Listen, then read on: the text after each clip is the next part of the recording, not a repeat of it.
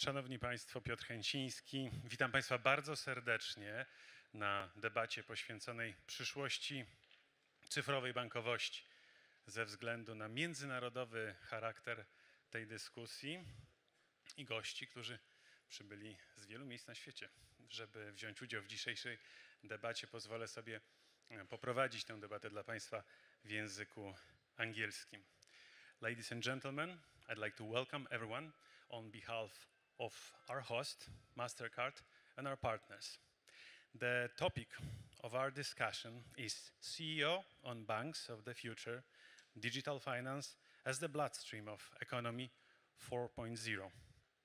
I strongly believe that in about a few minutes we're going to discuss about that major impact of economy 4.0 on financial industry, about speeding technology, about regulations, PSD2, but not only. And of course about competitors like Google, Amazon, Facebook, or Apple. Ladies and gentlemen, I'd like to invite on the stage with me our special guest, Ajay Banga, President and CEO of Mastercard.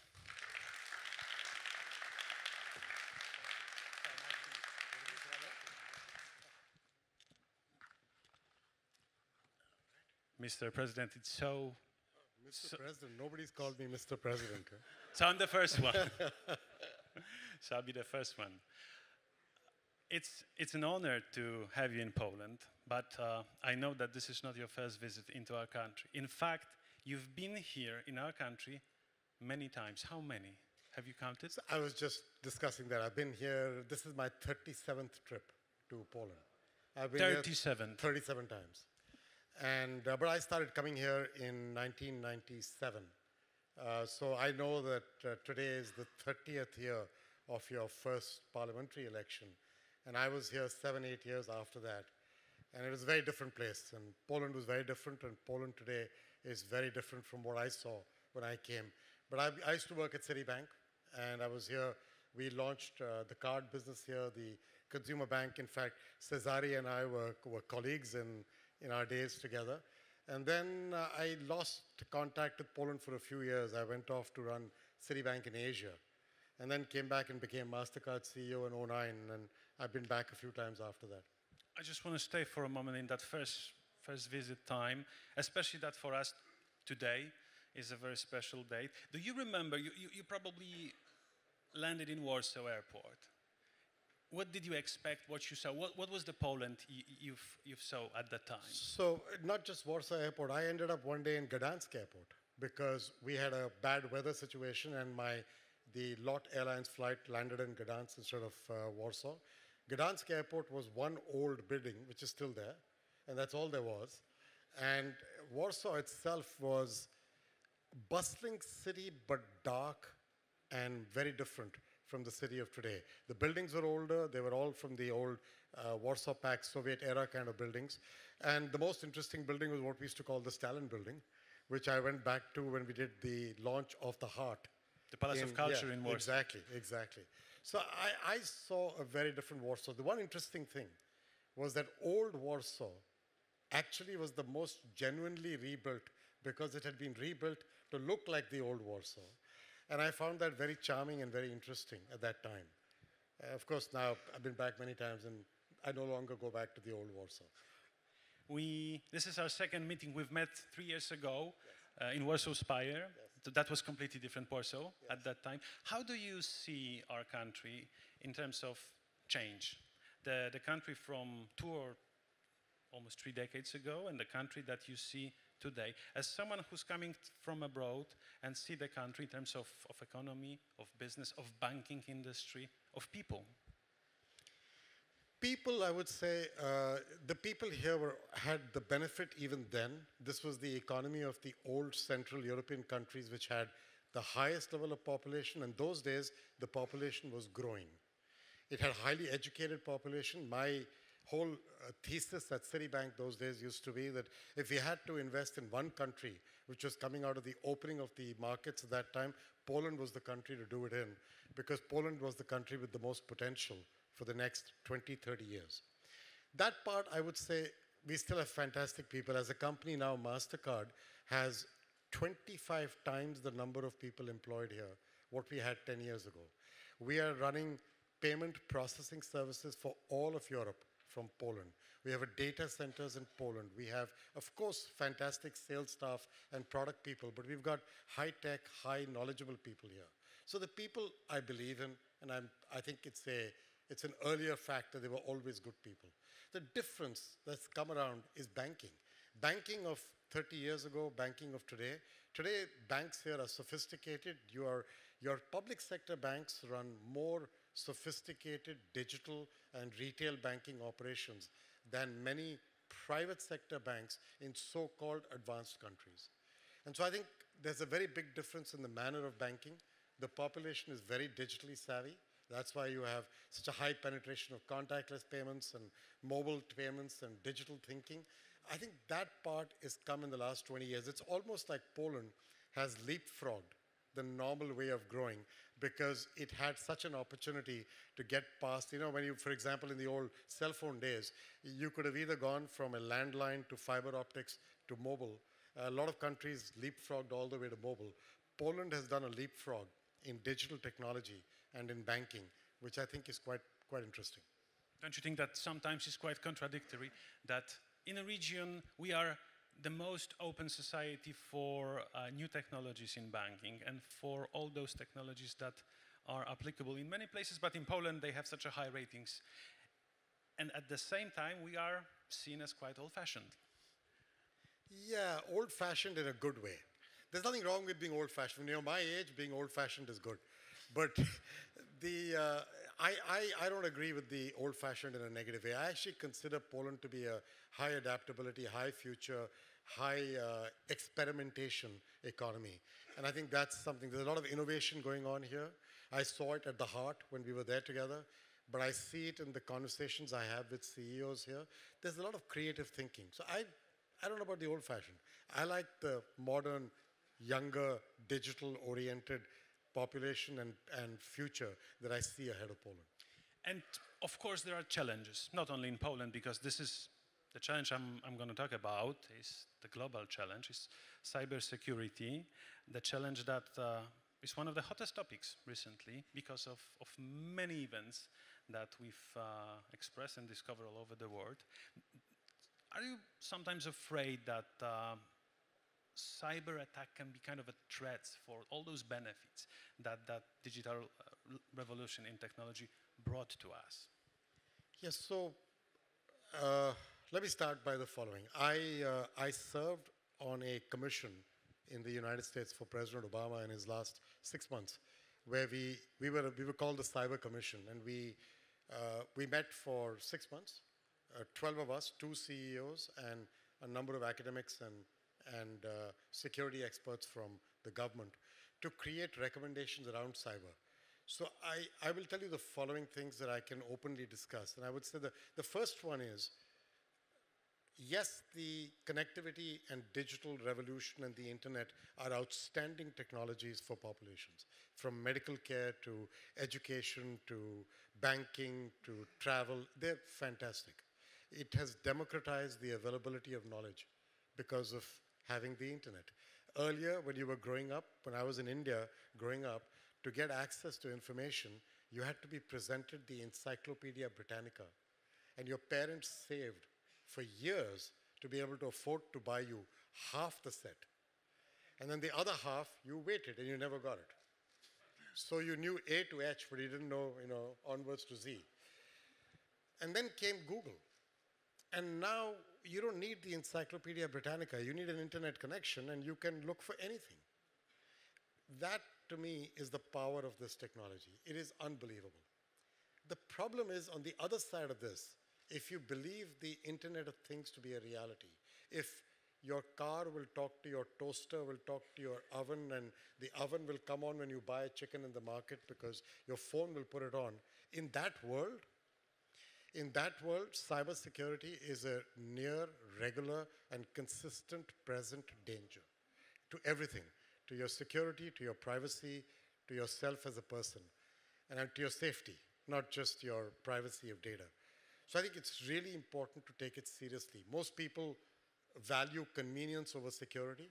individuals do that, that's not a good idea. So for example, nobody changes their password. I thought the same. If we would ask our audience, You can try and you'll find. what was the last time when you changed your password? Unless the bank forces you to do it. Then it's different, but at some periodicity. But in the US, the 70% of adults who have opened an online banking account have never changed the password from the time they opened the account, in some cases 17 years ago. And the most popular password is password, which is not a very clever password. And the second most popular password is 1, 2, 3, 4, 5, 6, 7. Correct. Also not clever. And if you think a clever password is Warsaw 1, that's not clever. Neither is Warsaw #1. Neither is capital W Warsaw #1. These are all very easily cracked by 10-year-old children with an average computer. And so I would tell you that we've all got to get used to conducting our lives a little differently. Now, companies have a responsibility too. Governments have a responsibility too. So my 3 sets of advice. First one was, governments and the private sector need to work better together to understand the nature of the threat and practice for the events that will happen. There will be attacks. There will be breaches. The question is, how do you prepare for them? And how well are you organized to deal with them if and when they do happen? The second is, you need to have some set of global rules around behavior in the internet age. What's acceptable, what's not, like a Geneva Convention for the digital world. We don't have that today. So today, if you have a problem with a country, you can go to a global body and you can make a cause and try and isolate them and sanction them and isolate them politically. Through United Nations, but it's not effective. It's not effective. And in the internet world, it's even less so. So what are the rules of the road on the internet is not clear. Third, if you are an average consumer and you go to buy one of these televisions, one of these fancy screens, how do you know that that is safer from a cybersecurity point of view than that one? You don't know. And for you to know the difference, you have to be technically qualified to read all the literature. We have to make it simple for a consumer, just like a food nutrition label tells you this item has 20% of your cholesterol. You know you shouldn't be having it. Like establishing international certificate of... Pretty much. An A category restaurant, B category restaurant, C category, or a Michelin star 3, 2, 1 Beep Gourmand. There is a standard by which an average consumer can judge the safety of a device. Next, you must have patching capability. All the devices that are connected to the internet today, the majority of them do not have an identifiable IP address and no method of patching upgrades. So you're used to getting upgrades on your phone, on your computer, not in your camera, not in your toaster, not in your fridge. That's a problem. Not in your car. Fourth, no default passwords. So if you have a German car, which in Poland some people do, then... Plenty of them. Then guess what the default password is for your Bluetooth? 0000. I know it, so do 6 billion other people. When you connect your phone into your German car and you feel very good about it because you can talk to your girlfriend in the car, well, along with that, somebody can hack in and get all your contacts and all the information in your phone. All of it. And so when you sign up for a weather app on your phone and you give away all your contacts, why does somebody need to know my cell phone number to tell you what the weather is in Gdansk? Just look outside. So the problem is that this is all pervasive. And I would tell you, if there's one thing that could hold back this technology, it is cybersecurity. And when we talk about cybersecurity, I wouldn't be myself if I would not ask you about digital ID, a project that, as far as I'm concerned, you are already working on kind of a solution, a model solution, global model solution. So we are in the process of launching it in a country, a developed market, an OECD market. We'll be in the market towards the latter part of this year in partnership with Microsoft and Samsung to start with. In addition to local banks, local retailers, and the local government of that country. The idea is for you to be put back in control of your data. So today, to prove your identity, let's say you're buying alcohol on the web, and somebody comes to deliver the wine to your house. You give them your driver's license. They take a photograph to give it to the UPS office. Well, that photograph now has your photograph, your exact date of birth, your full name, what vehicle you're allowed to drive, and in some countries, even your national security number. All they needed to know was that you're above 21. They didn't need to know the rest of it. That is the problem. So there's too much data in one place, and it's given too freely. I want to change that to where the consumer is in charge of just giving that information which says, I'm above 21. Go to a trusted provider and tell UPS I'm above 21. That's what we are launching, trying to give the consumer back the right to own their identity and their data.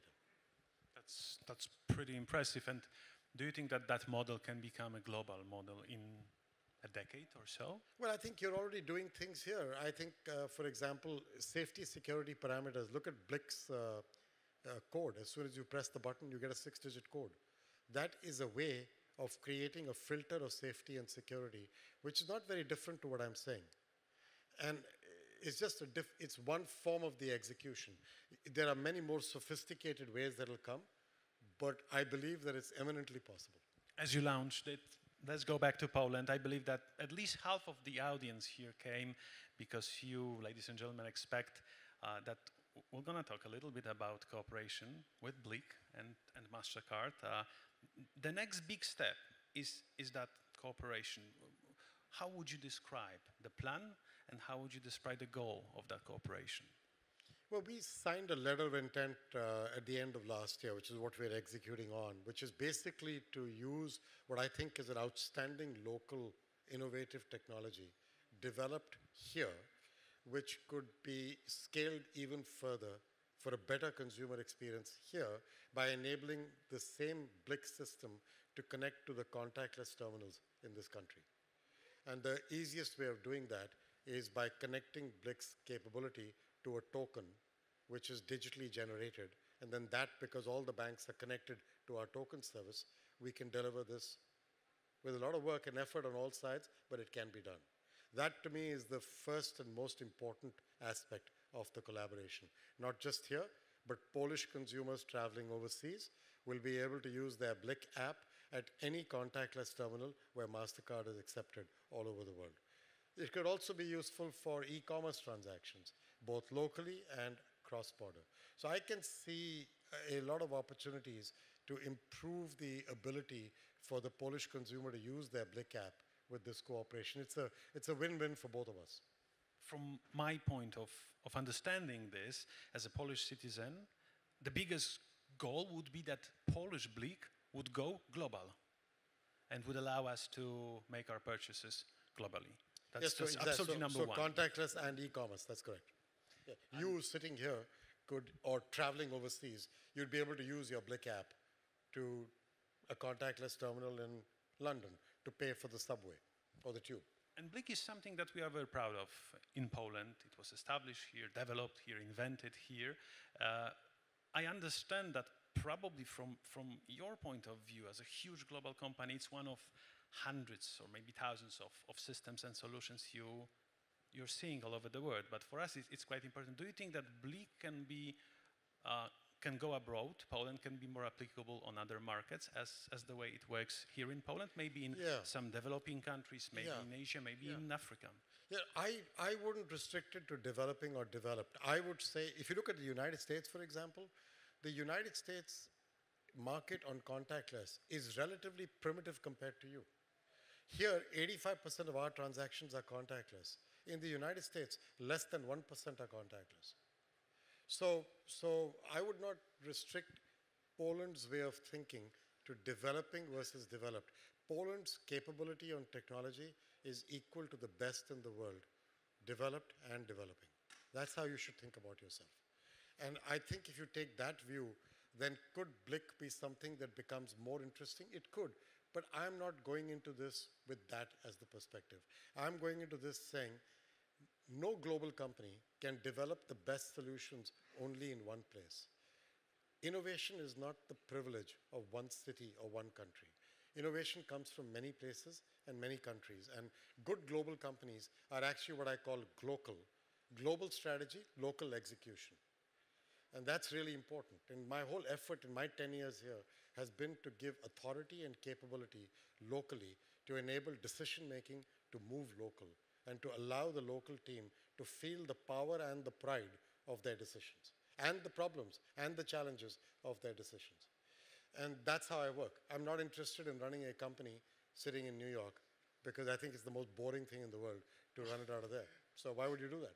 You have to have people on the ground who are motivated and driven. So I'm going into this saying, this outstanding local technology, I can make it better for Polish people to use that technology when they travel, when they're overseas, when they're doing e-commerce. First, let's get that done.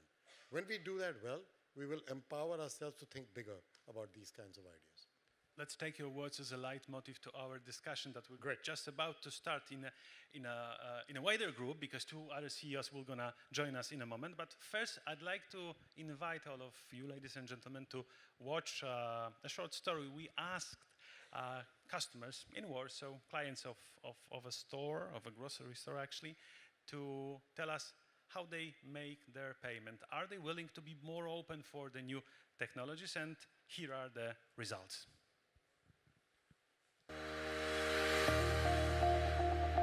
Zawsze kartę, jestem człowiekiem bezgotówkowym ogólnie. Szybciej, sprawniej. Za rzadko mam gotówkę w portfelu. Teraz nawet zmieniłam portfel na dużo mniejszy, gdzie mogę już nosić tylko same karty. Głównie Mastercard to jest moja główna karta. To najstarsza karta jest jednak, jeśli chodzi o mnie. Zresztą Mastercard chyba był u nas pierwszy pod względem historycznym. Funkcja zbliżeniowa karty jest znakomitą rewolucją. Ona daje mi poczucie takiej siły, że ta karta jest tak silna, ja jestem tak silny. Zawsze przykładam kartę kredytową, bo to jest wygodne. Zrobili Państwo przed chwilą zakupy, czy Państwo zapłacili kartą czy gotówką? Telefonem.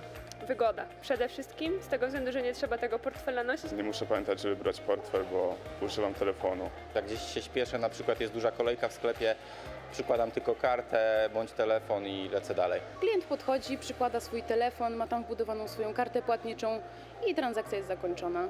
Blik? No właśnie, to jest teraz w młodzieżowej nomenklaturze popularne. Najczęściej wykorzystujemy Blika podczas płatności internetowych. Blika używam znów w internecie. Ciekawe, bo szybkie. Dużą wygodą jest zapamiętywanie Blika na stronach. Są tam fajne rozwiązania, dzięki którym można przesłać z jednego telefonu na drugi pieniądze. Płatność blikiem zbliżeniowa to fantastyczna sprawa. Pewnie jakby to była taka opcja, była jakaś bardzo szybka, żeby tylko kliknąć gdzieś chwilę, no to może bym się zdecydowała. Zdecydowanie szybciej, łatwiej i wygodniej. Speed and customer experience, probably one of the most important things for those people who we asked. Zbigniew Jagiełło, CEO of PKO Bank Polski, Cezary Stypułkowski, CEO of mBank. Those two gentlemen joined our discussion. I'd like to ask, yes please, big round of applause.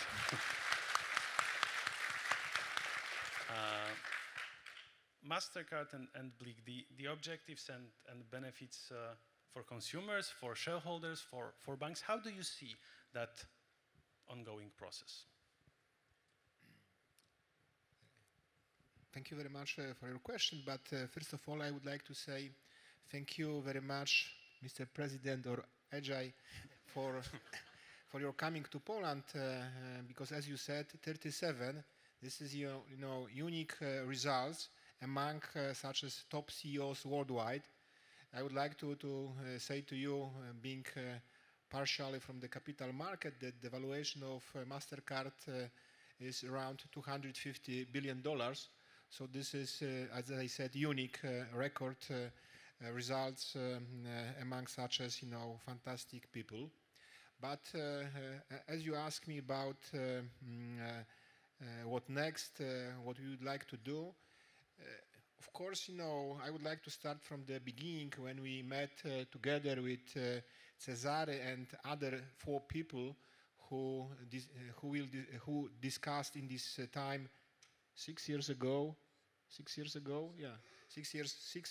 ago about cooperation. We are, very lucky, Cezary, because only you and me are still as a CEO. Others like Mateusz Morawiecki, like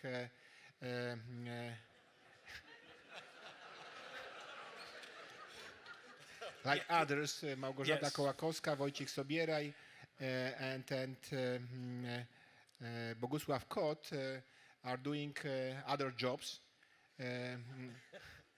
So, from our perspective, this meeting was to discuss about cooperation, not only, competing, and what was, how to say, very surprised for me that almost all of us decided that that's a good idea, that it makes sense. So therefore, we start to create this cooperation, and now even having such a fantastic opportunity to talking about cooperation with Mastercard, having this, I could say that we could develop faster. As I see, looking behind me, that we lost some time, but let's see what will be in the near future, because what Ajay said, this possibility which will have BLIK going contactless in POS in shops, going abroad. This is the fantastic flexibility for this device called mobile phone. Same question, kind of a follow-up to Cezary Stypułkowski. At the beginning, as far as I remember, there were 6 banks, and there was a wave of criticism among some journalists and not on some experts who said, well, it's going to be a Polish solution. We're not sure, is it going to be acceptable by the market? How is it going to work? Is it safe? Etc. And nowadays we are talking about cooperation with huge global company, Mastercard. It's kind of a future that we wouldn't be able to predict those at the time when you probably develop BLIK. To say Poland is not renowned country for cooperation. Yeah, this is the place where people tend to compete or disagree. That was the background. My read is that we've been in a very unique situation, and I have to say one have to recognize the fact that the solution itself has been invented by PKO BP. But I think that Zbigniew was smart enough at the early stage, and I was sort of alerted that for mobile banking, we need solution which is just not close, to our own clientele, because person to person is very important. Plus, you have to have a scale.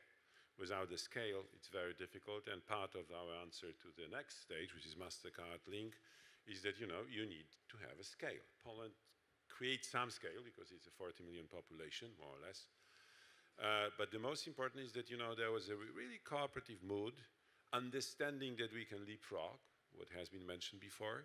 There was this contactless already well established in Poland that has created some kind of a habits among our clients, which supported the drive into the mobile payments. And I think that we shared the view already around 2013 that mobile banking will be the solution at least for the next 10 years. We don't know what will happen, 20 years after, or when I will retire. No, I'm retiring before.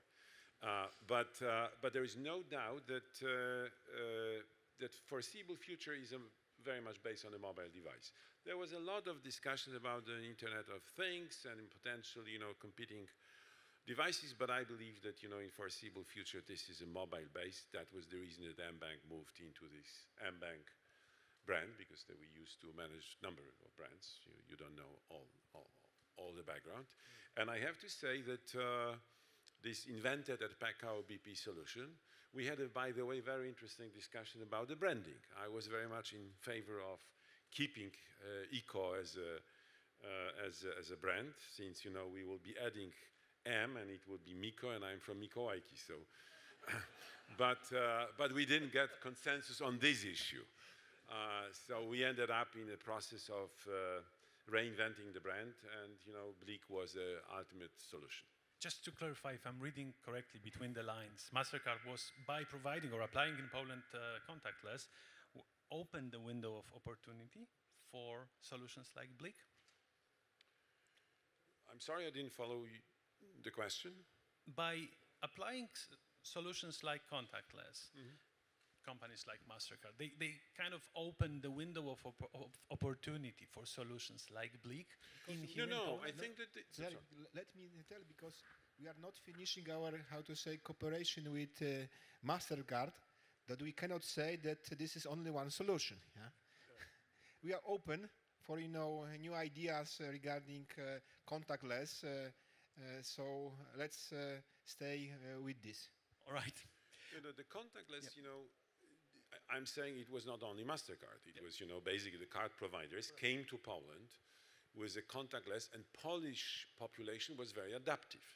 I would say opposite to, as it was mentioned, the US is 1%, we are 73%. That means that, the Polish public, Polish customer was sort of not afraid, had this type of solution, which is, simply convenient. And as all we know, convenience matters. That will be the most important driver of the changes which will happen not only in the financial sector. Ajay, we are living in the era of transformation. Someone said that in the last 5 years, more things had happened into banking industry than in the last 5 decades. And that means really a lot. What is your strategy? What's your model for the future? Well, first of all, I think that if you look out 10 years, as Cezary was just saying, the internet and internet-connected devices, mobile phones, internet, other devices will become very important to the way you lead your life. I think that conversational commerce, spoken commerce, will increase in importance. It will not overtake mobile yet, because nothing changes that quickly in 5 years, but it will certainly become more important. There's an estimate that 5% of e-commerce in the US will switch to conversational commerce in the next 5 years. That's quite a big number already. So my view of the strategy for companies like ours, or for that matter for all such institutions, is you have to look forward at which way the consumer is best serviced. So long as you look after their needs properly and you actually do what they want to do, you will always win. If you try and make them do what you want them to do, you will lose, because somebody else will do it better than you. And therefore, your strategy has to start from a deep willingness to do the best thing for your consumer.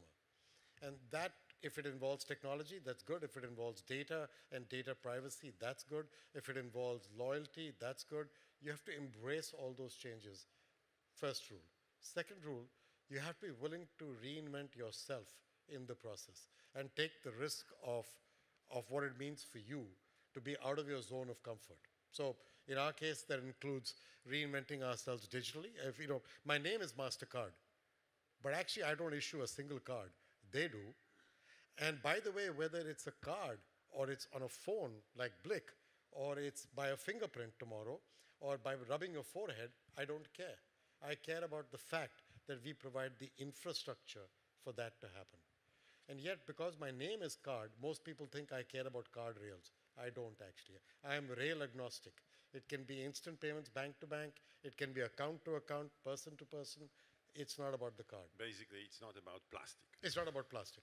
Just as, the funny thing is, nobody asks Apple, do you sell apples? But they all think I sell cards. But I don't. And nobody asks Amazon, are you a river in Brazil? Although they are, but they're not, right? And that's the challenge we have, that people take the name to mean everything. And that's back to his joke about the brand. People read too much into the name. Our brand, in fact, in the future, will be in the digital world. Even the name is not there. It's only the two interlocking circles is where we're going. And in the Cut the card and stay with a master. Correct. And in the oral commerce world, as we were discussing a little earlier, I think oral branding will be very important. A sound brand will be very important in the future of commerce. And the question I have to ask, as you represent such a global institution, how do you see the future in terms of cooperation with other partners? Acquisition, partnership, organic growth?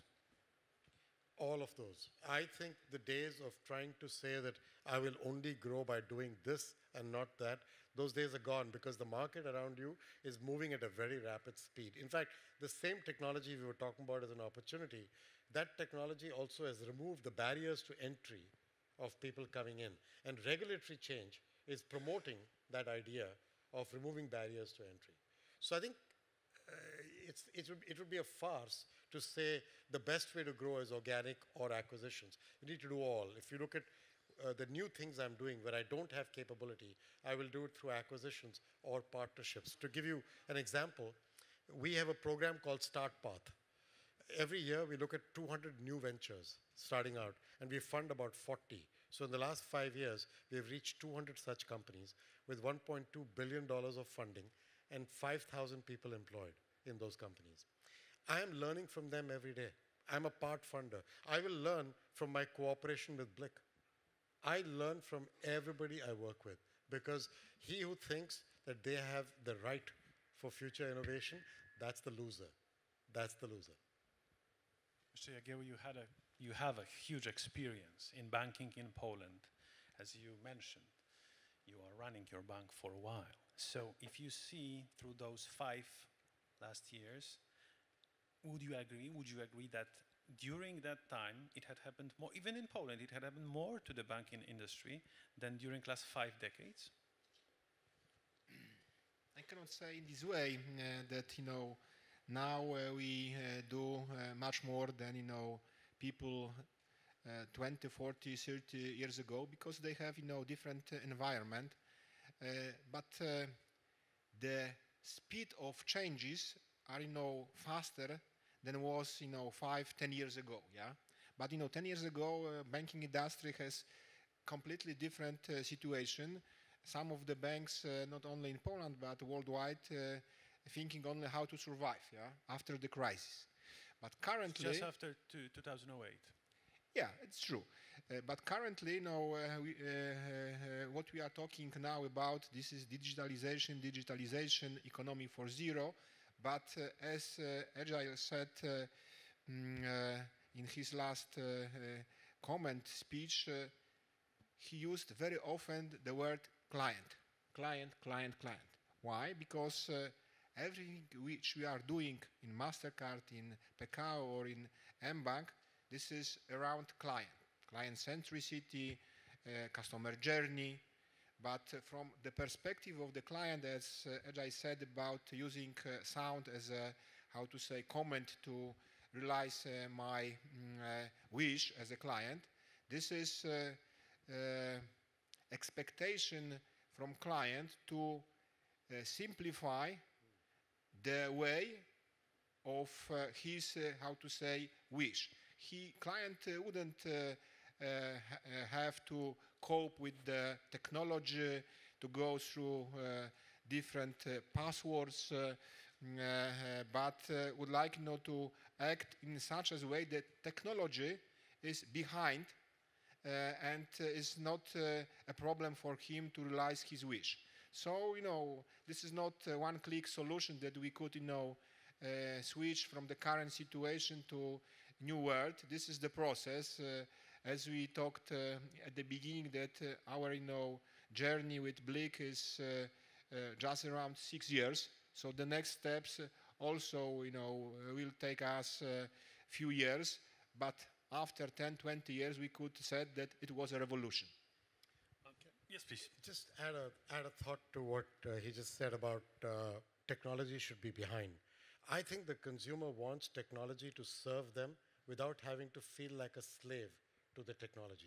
So to give you an example, we have a service that looks at how you hold your phone, the angle, whether you type with 2 fingers or 1, the speed with which you type your password, all that information gets quickly relayed back to the phone manufacturer. Using AI, we can read that, and within 1/350th of a second, while the transaction is being approved by PKO or by mBank, I can tell them that may not be Ajay. That may not be him. And I can give you a score. So now you can make a risk-adjusted decision of whether you will approve the transaction or not. That puts the technology behind and puts the consumer in front. Those are examples. We have to put the consumer in front and make the technology hidden at the back. I must now ask Mr. Stypułkowski, I remember I was at my university in Warsaw, and my first digital experience with banking was mBank. I think Inteligo was the first platform, but mBank for me and probably for at least 30% of members of our audience was that kind of a first experience. At that time there was no debate about economy 4.0 because we didn't probably at that time define it that way, but mBank was kind of a game changer, that application that was a website that showed us that I can have an online control on my savings and spendings, which is obvious nowadays from our cell phones. At that time was kind of a breakthrough. How do you see modern challenges in terms of competitors, economy 4.0? How can you stay in line with all those changes, or maybe even try to be one step ahead? Well, at the time when mBank has been set up, that was the .com. That was another sort of era which, as we remember, has collapsed. And to some extent, the success of mBank in the Polish market was due to the fact that the competitors didn't recognize the nature of the change because of a .com collapse. That was exactly the time. We had sort of a freeway for a few years, which is not the case with the mobile. Mobile, I think everyone was alerted, and I think that the competition is much more active. I would say, in the context of the economy 4.0 and your question, I would say that what I'm observing is that the nature of the change has changed. Means, everything is faster, everything is, I would say, requires more flexibility. That resonates what Ajay has said, that, it's not that you can decide that everything will be done organic, in-house. No, you have to experiment constantly, and you make mistakes on the way. So that is something what we should, as a sort of a management principle, is a very important aspect of how to address the future. The second is, and this is a very important factor, all the public here, all the audience, ourselves, with all our ambition to be the most digital, mobile, or whatever, is under sort of a question because new generation is coming. I was very analog. I was still, writing, classic handwriting. I'm still able to write classic handwriting. I was trained in this in the school. You have a generation of people who have been born after Facebook has been created. Apple is what, 12 years, their smartphone? Well, these people are having, 12 years. They will be coming to the market within the next 3, 4, 5, 6 years, and they experience, and I'm not referring to customer experience, their life experience. Everything will be digital. And it's not about enhancing our solution. It's to be within the solution which they consider as being their native, where they've been born. And this is a challenge which is difficult, despite the fact that in the perspective of the next 5 years, there is an estimate that there will be 15 billion devices which will be interconnected by the internet, and they will communicate. And these people, specifically the younger generation people, they will bring some kind of experience which is not just to be redone. We have to sort of adjust. The good news, specifically in the markets where we operate, that there will be less them than us, because the demographics is against themselves. So how to manage this is a separate issue, but I think that's the major challenge. And when we talk economy 4.0, is to absorb and to redefine the experience and the customer behavior and the customer way of doing things based on their on what they do in the internet right now. The account opening. You know what? The way we open the accounts is unsustainable in the long run. This is not the way customer will accept. Despite all these know your customer, all these things, they need to be redone. They have to be redefined. This is both on the public side, but also on the private side. I'm always giving an example. What I would like to have in a bank is, you know, the customer experience, which is similar to passing the Schengen border in Frankfurt. You pass the border, you're accepted, everything. This is, you know, your customer. That should be done that way. All the paperwork, all the, you know, checking, you know, this has to be done in duo, basically by the public sector and the private. And probably biometry is one of the solutions. I'm referring to the topic that was mentioned here before. But before talking about biometrical checking, I would like to refer to what Cezary said about this demographical challenge, because what he said, this is demographical challenge for banks in Poland. Maybe I am in a good example because from our perspective we have three types of clients from the demographical perspective. The old one, yeah, who couldn't change their experience of banking, and step by step they are shrinking, this group. What's the range of the old ones for traditional banking? We are serving people from how to say the birth date up to the funeral ceremony. Okay. Okay, thank you. Okay. So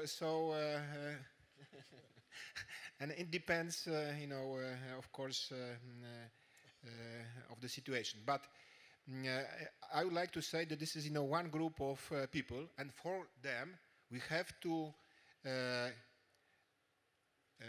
stay with the infrastructure, which is, very physical. Yeah, branches, outlets, people who are serving them. Opposite to them is those who are, born after the Apple invention, or, others such as, digital revolution. And they have, as Czarek said, and I agree fully with this, that this is not, customer or client's behavior. This is, lifestyle. This is lifestyle that they are, living in the digital world, and they would like to have digital banking, digital financial solution. And for them, this is, Blick, EKO, and other, application. And in these applications will be more and more solutions. So in the future, bank, branches will be to identify you, that you are, Zbigniew Jagiełło, yeah, check your, biometrical identification, then you will go to the branch in order to meet, physical person, and talk with them about your, financial challenges, if you not prefer to talk with the bot, yeah. And the third type of more like with the advisor than with someone who verifies the simple information. Yeah, because when we talk with Ajay before our meeting, and he said, if I may, tell about this, that don't tell them everything. That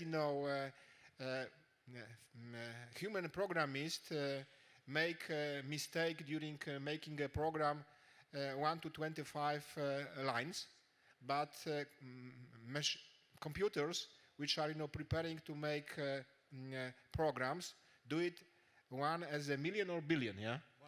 1 in a million, yeah? So this is extremely changed. So therefore AI help us to serve our clients in majority questions which we received, which are usually simple. They are not so very very complex or sophisticated.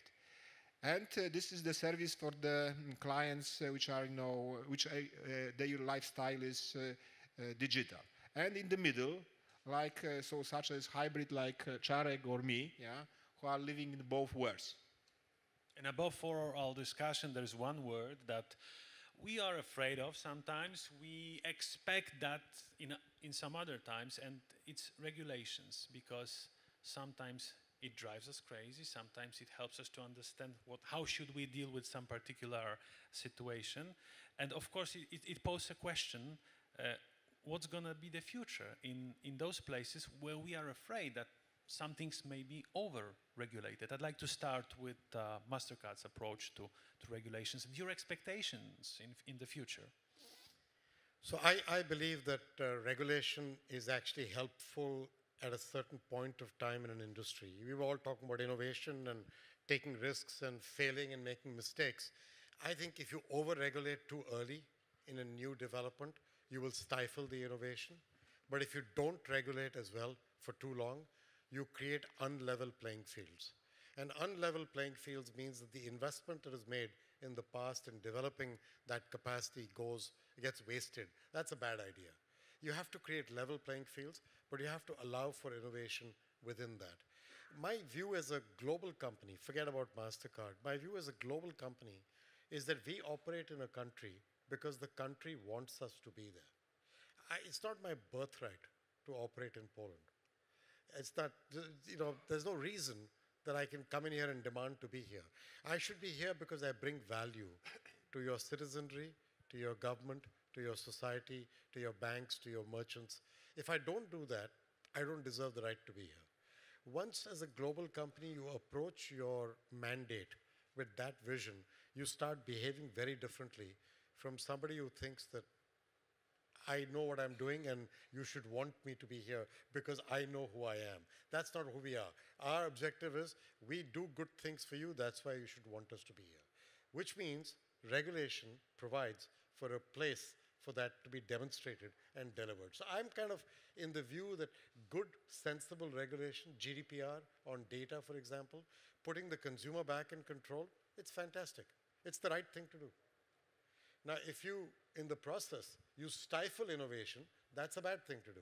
But I think what they've tried to do with GDPR is to create the right rails for people to adopt the policy of privacy and yet innovate on data. That's how it should be done. Is it? If I might add to this, what Ajay said, that during your first talk, you raised this idea about Geneva Agreement regarding Geneva Convention, yes. Yeah, yes. Regarding this, I can say, cybersecurity. new worldwide deal regarding digital world. Yeah, this is very important to create the common law, the common regulation, because digitalization is without borders. Yeah, those borders which we are have currently are diminishing due to this digitalization, and having the same regulation in this world in which we are cooperating, competing, working together is very important.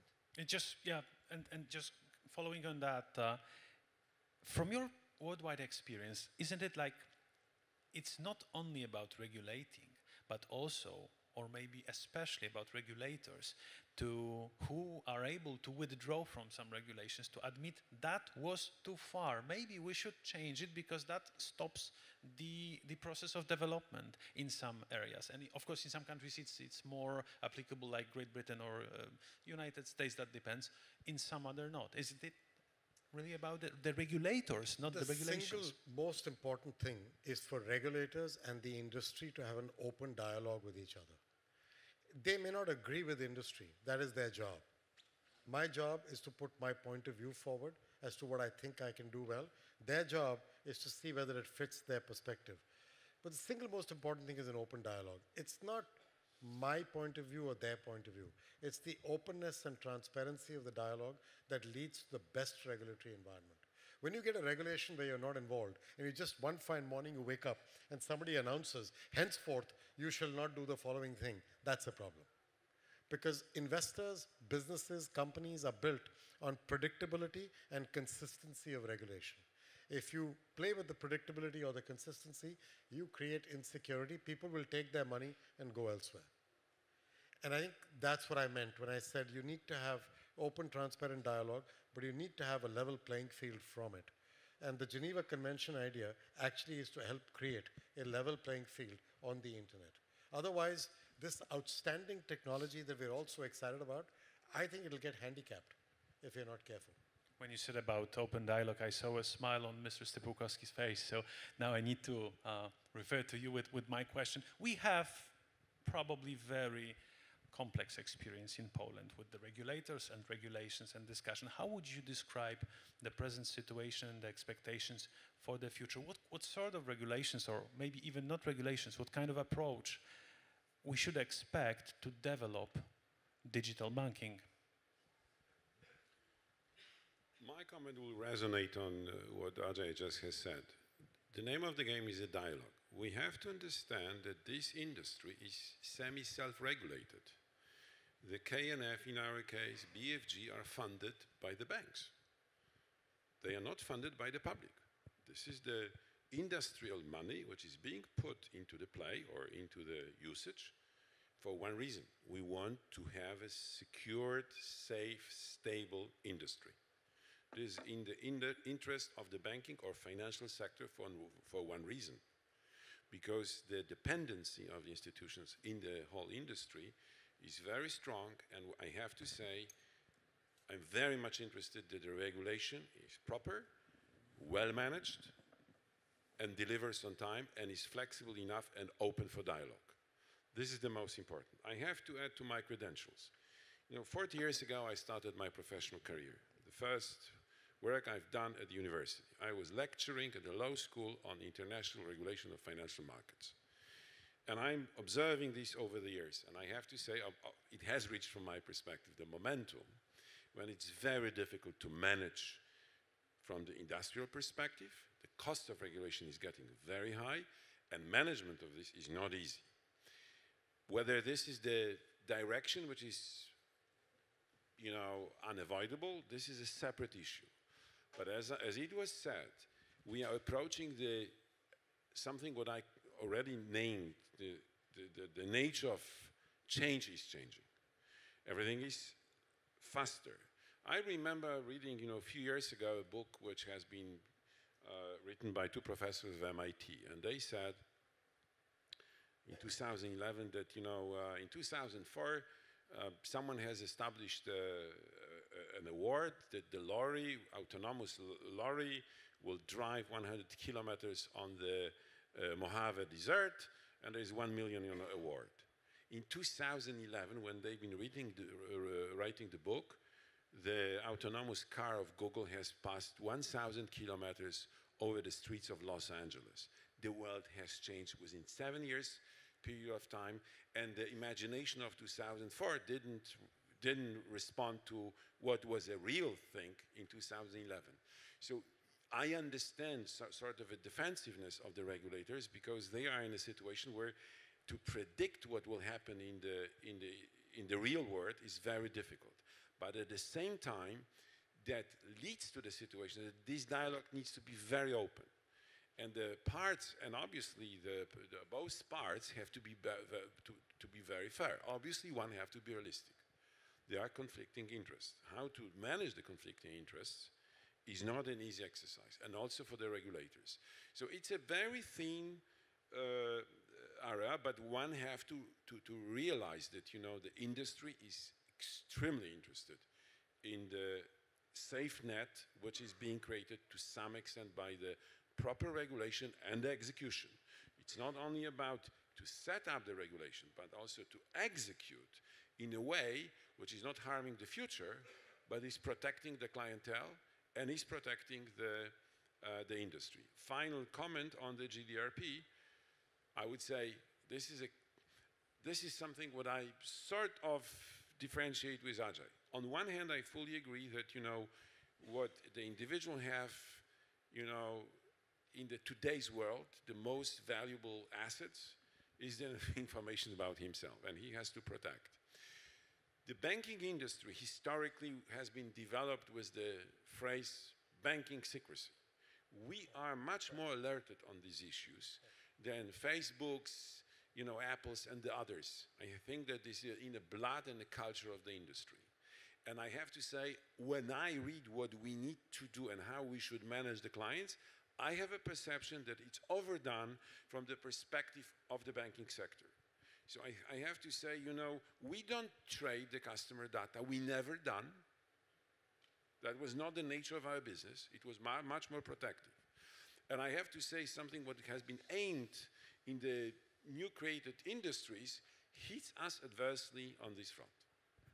And my final question will be about the great four competitors and about traditional institutions, or if I may still call banks and Mastercard the traditional institutions, because you have made a great way to change yourself into the place where you are nowadays. But we have Google, we have Amazon, we have Facebook, and we have Apple. Great four competitors, very present in payment world. And the question, do you see them as a threat? Do you see kind of a relations with them as relations with friends, with enemies, or so-called frenemies, which became quite popular recently? I'd like to start with Mr. Jagiełło. Thank you very much for this question. Yesterday a little bit, being in your role as a moderator, I talk a little bit about this, how to say, competition between technological firm, like you mentioned, and banking business. So my understanding is that we as a banks, or we as a PKO, would like to be technological company with the banking license. Yeah, means that we would like to serve our current and future clients in this financial business in which we are, but with new solutions. 10 years ago, even talked with Ajay about our, how to say, experience as a CEO. He's, how to say, more experienced than me, but only by a few months. So, having this close to 10 years experience, my understanding is that when I start with this activity, in our company was around 500 so-called IT employees. Now there are, few times more, and they are not IT guys. They are, technological employees. So, the scope of their activities more broader, and also they are not only from such as computer science industry. There are lawyers, there are product managers, client specialists who are embedded very deep into technological world. So this is such as challenge which we are doing in the bank. Why? Because we are following the client's habits, and the client's habits are based on these technological solutions introduced in life by Amazon, Google, Facebook, and others, those technological giants. So, how it will finish in the next 5-10 years, I don't know. But as we talked about potential form of acting, this is competition, this is cooperation, this is some kind of collaboration together. Therefore, this new world is fantastic because it's very open. In regard to what I've heard from Pekka, I'd like to ask about mBank, to end up with the global solution and approach from Mastercard. So, friends, enemies, or maybe new hybrid construction frenemies? That was what was I afraid of. One thing which we have to recognize, the banking industry is for the last 600 years servicing people. Better, worse, but it has survived. But as it is always in life, it's not about surviving, it's about succeeding. You are aiming for success. The environment has changed. As I said, everything is sort of instant. I strongly believe that there is a space. Plus, there is one aspect which we are still benefiting. We've been talking about regulation. Regulation, to some extent, protects us, because the entry cost of being in the banking industry is still relatively high. The regulators are scared of, sort of to make it too much flexible. But obviously, to be dependent on the regulatory framework to protect your business is not something what I will advise. So you have to be responsive. You have to position yourself. You have to understand, who is endangers you, what type of a businesses will emerge. My feeling is that, there's GAFA types, which we are talking about right now. I think that they will have their own lesson. This is the newly created industry, which does not have the full maturity and didn't harm yet, all these clients. Things change. So I'm sort of, because I'm approaching retirement in certain period of time, I will leave this, to the people who will step into my shoes. I strongly believe that, the foreseeable future, next 5-10 years, in the Polish market, I'm pretty confident that banks will be doing reasonably good. With one exception, as I claim and claim and claim, we are overburdened with the public duties. And finally, the global perspective, looking on those 4 major players nowadays. Probably 2 decades ago, you would look at them as an elephant is looking on a mouse, and now an elephant is still an elephant, but is looking at the giraffe with the Amazon logo at the back and is thinking the mouse is growing very fast. So what's your perspective? I don't know, you can describe Amazon and Facebook as mice, but that's another way. Here, my view is very simple. My view is for companies like us directly, and I'll give you a view as an ex-banker. I used to be a banker for many years. I'll give you both views. For people like us, my view is that we're a platform company. All these companies need platforms to be able to access accounts to enable the full service to be delivered. That is why the Apple card is our card. That is why a Google or a Google Pay uses our tokens. Apple Pay uses our tokens. We provide services that aren't to do with the plastic, as Cezary was talking about earlier.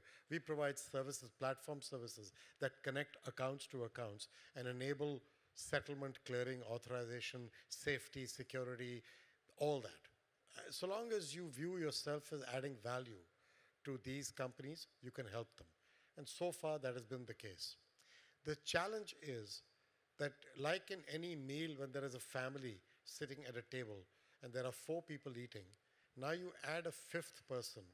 The food is the same, but there are 5 mouths to feed. When another mouth comes in, the economics of the business will change. They will extract value for themselves.